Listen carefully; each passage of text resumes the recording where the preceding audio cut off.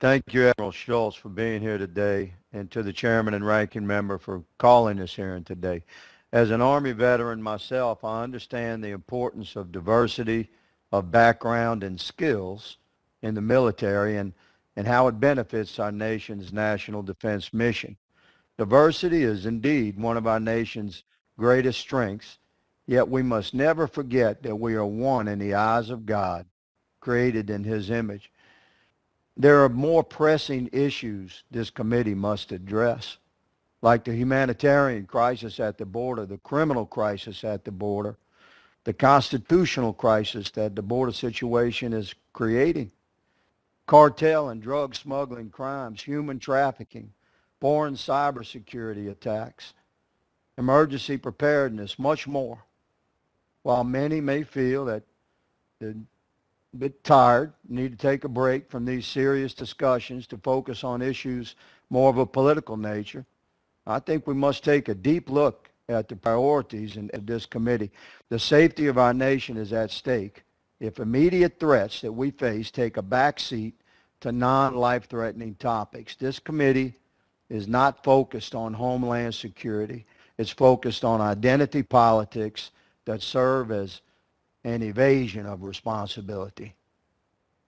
One concern many of my constituents in the state of Louisiana that has not been addressed by this committee or any other committee in the House of Representatives is the SEACOR incident that occurred on April 13th of this year.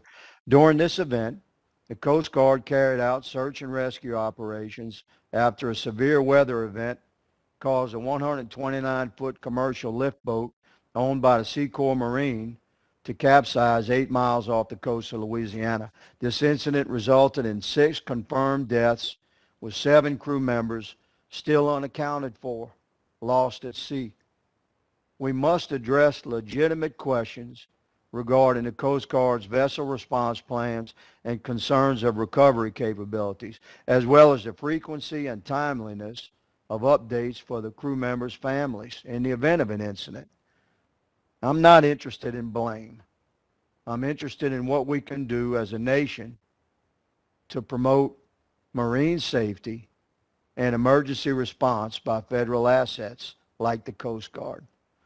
I penned a letter signed by the entire Louisiana delegation, sent a letter to this committee requesting a hearing on the Coast Guard's disaster response plans, and we have not heard a word from leadership.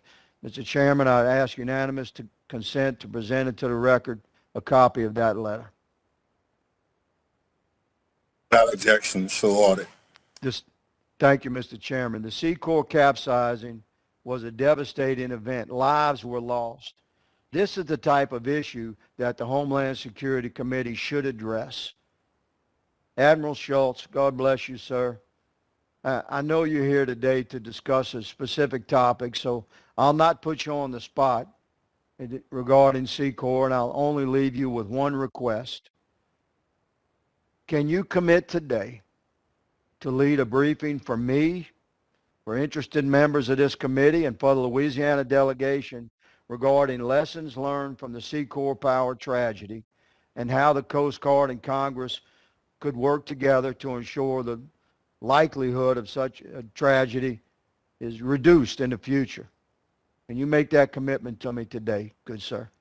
Congressman Higgins, good morning, sir, and I echo your sentiments about the tragic confirmed loss of 6 and still 7 missing. SEACOR Power was a very difficult, complex case. You have my commitment, sir, for a briefing. Absolutely, you know, we are working with the National Transportation Safety Board, NTSB, regarding investigatory occurrences for that situation. We need to understand what transpired. We are working in a unified command environment right now as they try to recover and right that vessel, and then that'll factor into our understanding of exactly what transpired and how we learn from that. You know, first and foremost, as the nation's lead federal agency for maritime safety, security, and environmental stewardship, we absolutely have to understand that. We have to preclude that from happening again. Sir, with respect to the families, we work very closely with NTSB in terms of, you know, kind of timing of their arrival and for not losing sight of the fact that there were families involved with missing loved ones, and they still have unaccounted for missing loved ones. Sir, you know, I know, and I'll take a hit on this, that in this social media thing, our public affairs folks put out some tweets that maybe seemed impersonal. We have looked at that and talked to our folks about that. When there's people involved, some of these social media platforms that limit tweets to so many characters don't capture the emotions of all the folks that are suffering loss and hoping, hopeful that they may find, in that case, probably not a surviving body, but just a body to have a, appropriate funeral. So, sir, I appreciate the emotion involved in this. You have my commitment to learn from this through the investigatory process, and we would be absolutely committed to coming and briefing your staff, or if that's at a hearing, whatever route that's deemed appropriate by the committee, sir. We want to inform into that and try to preclude such tragic occurrences from the future.